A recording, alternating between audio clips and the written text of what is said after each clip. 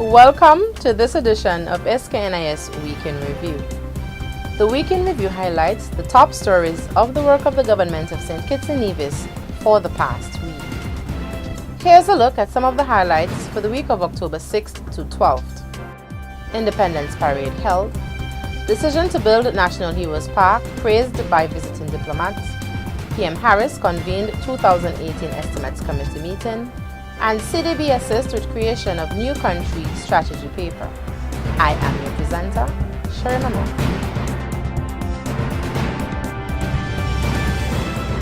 The 34th Independence Parade and Toast to the Nation was held on Saturday, October 7th at the Warner Park Cricket Stadium after being rescheduled due to the passage of Hurricane Maria.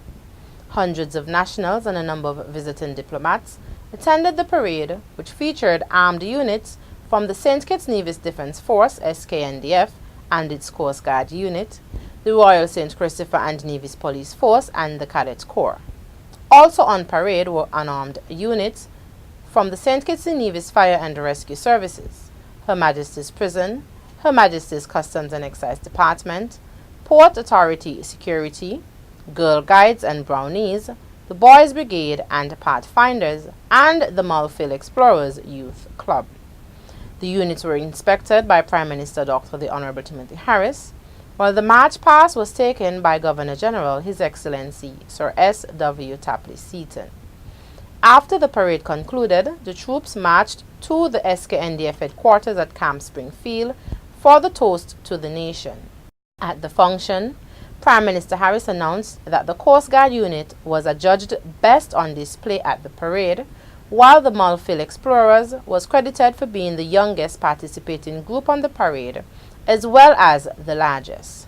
Dr. Harris also thanked the many diplomats who participated in the day's activities and said their presence was most welcomed. I want, on behalf of the Federation of St. Kitts and Nevis, thank all of our allies for coming out today in particular to show solidarity with St. Kitts and Nevis and this historic moment in our journey post-colonial.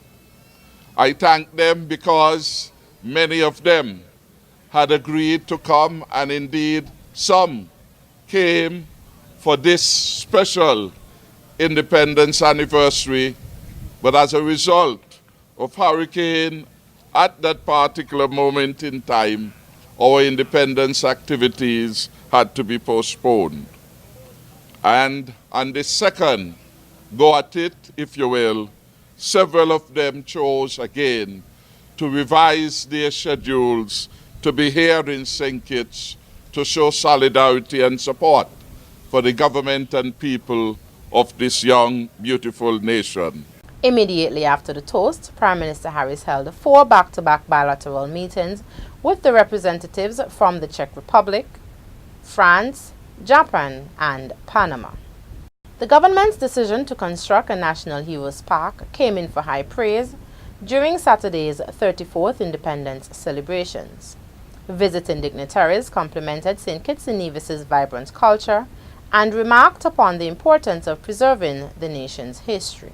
For instance, Ambassador of the Czech Republic to St. Kitts and Nevis, His Excellency Vladimir Eisenbruch, told Prime Minister Dr. the Honorable Timothy Harris during a bilateral meeting held shortly after the toast to the nation at Camp Springfield that he endorsed the idea of having a National Heroes Park. And I quote, "I like it because it seems to me that with globalization, we are losing our roots. What you're doing by constructing the National Heroes Park is a very good thing. We are all globalized now, and that does not mean that we should forget where we come from," end of quote. According to Osbert D'Souza, Permanent Secretary in the Office of the Prime Minister, who has been spearheading the initiative to establish a National Heroes Park since it was first announced in 2016, 4 of the 5 monuments of the National Heroes in St. Kitts and Nevis are currently an island, with the 5th expected to arrive later this month. The park stands as a center that pays homage to the legacy of the late Right Excellencies Sir Robert L. Bratcher, Sir C.A. Paul Southwell, Sir Joseph N. France, and Sir Simeon Daniel, as well as the only living national hero Dr. the Right Excellent and the Right Honorable Sir Kennedy A. Simmons. Financial planning for the 2018 fiscal year by the Government of St. Kitts and Nevis began on Monday with the convening of the 2018 Budget Estimates Committee meetings. In attendance were the Cabinet of Ministers and government officials, including permanent secretaries and senior representatives from the Ministry of Finance.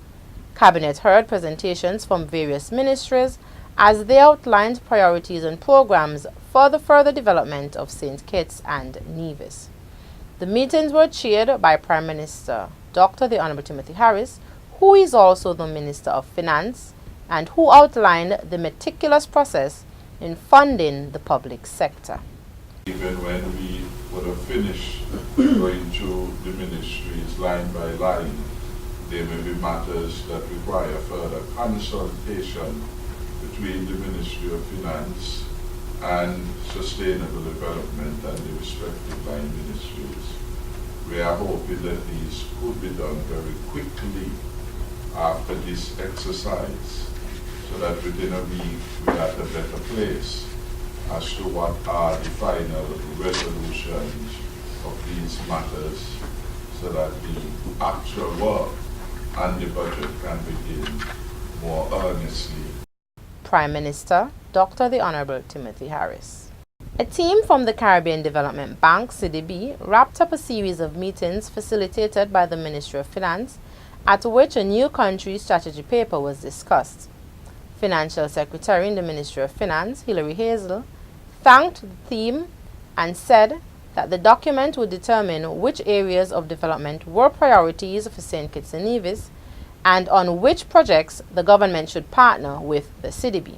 She added that it would also be used over the next several years from 2017 to 2021 once approved. We expect here in St. Kitts and Nevis that the CDB team would progress the work on the strategy paper and hopefully be presented for approval at the sitting of the Caribbean Development Bank's board in December 2017. So starting early in January, we'll be able to use this document as the blueprint, as our guide for our partnership going forward.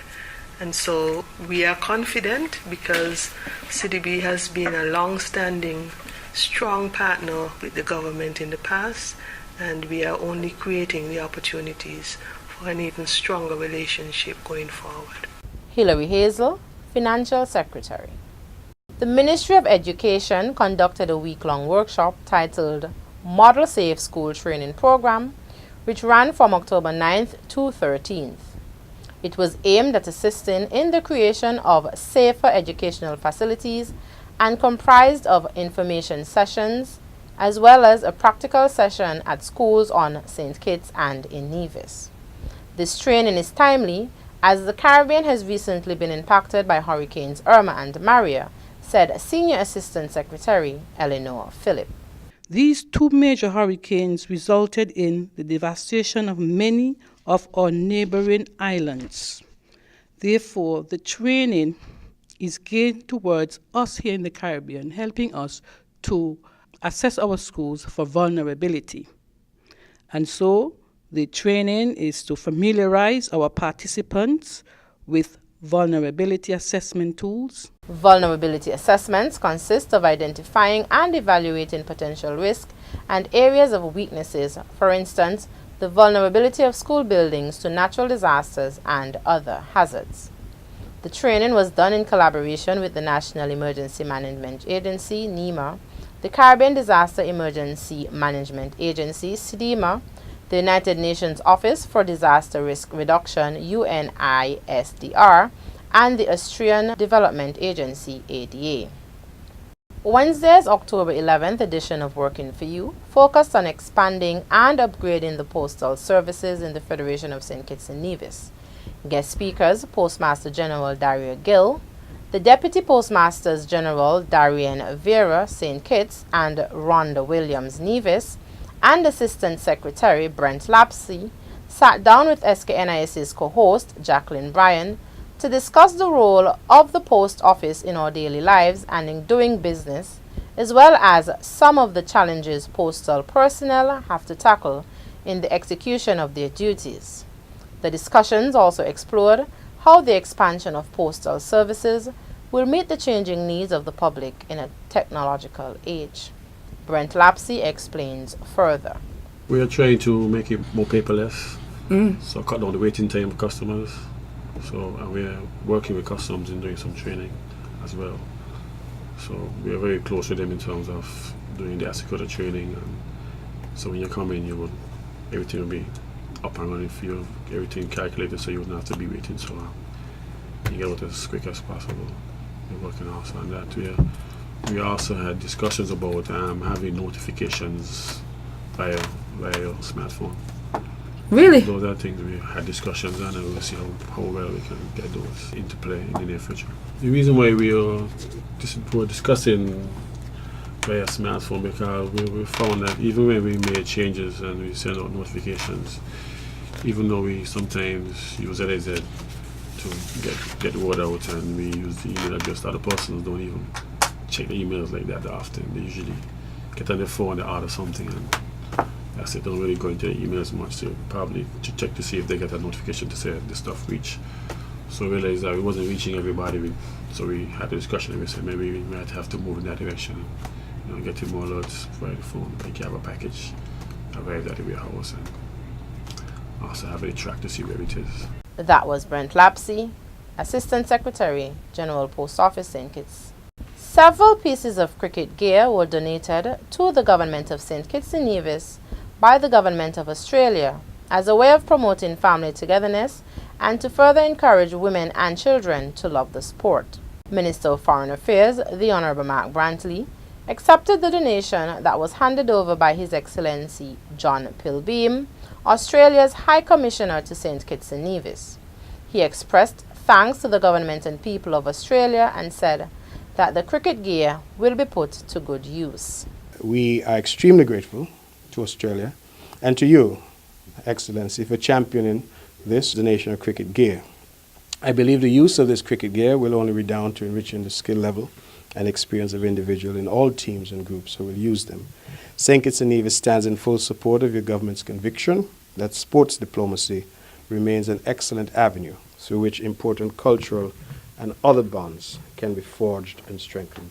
His Excellency Pilbeam said that he views the cricket gear as more than just a donation and hopes that they will promote family togetherness, especially among women and youth. What I want to do is have some kind of continuing impact on the development of cricket in St. Kitts and Nevis. Perhaps what we could do is focus on women's cricket and on youth cricket. What I had in mind was perhaps people could use all this for training and then maybe once a year St. Kitts teams could play Nevis teams, women's teams and youth teams. And we could call it Family Day or something like that. Minister Brantley shared similar sentiments and said that it is hoped that these gear can be used to foster some great contests, competitions and some family-type events between St. Kitts and Nevis. Louise Tannock was appointed as Honorary Counsel for St. Kitts and Nevis in Bermuda. Ms. Tannock, a retired civil servant with competencies in higher education, curriculum development, mentoring and history heritage, has distinguished herself for over 3 decades in both the public sector and civil society. She is renowned for influencing and promoting the need for Bermudan students to develop a deep appreciation for various cultures and organized and led educational tours to Cuba, Philadelphia and St. Kitts and Nevis. The Ministry of Foreign Affairs welcomed Ms. Tannock's appointment as a positive development, which will allow her to represent the interest of St. Kitts and Nevis's nationals in Bermuda. Her work in Bermuda is expected to deepen the relationships between the peoples of Bermuda and St. Kitts and Nevis, resulting not only in better mutual understanding, but opportunities for cultural exchange programs and investment. St. Kitts and Nevis joins Jamaica as the only 2 CARICOM member states with a consular presence in that British overseas territory. Thanks for viewing SKNIS Week in Review. I am Sherma Matthew. See you next week as we continue to update you, the general public, on what's happening in and around the Federation.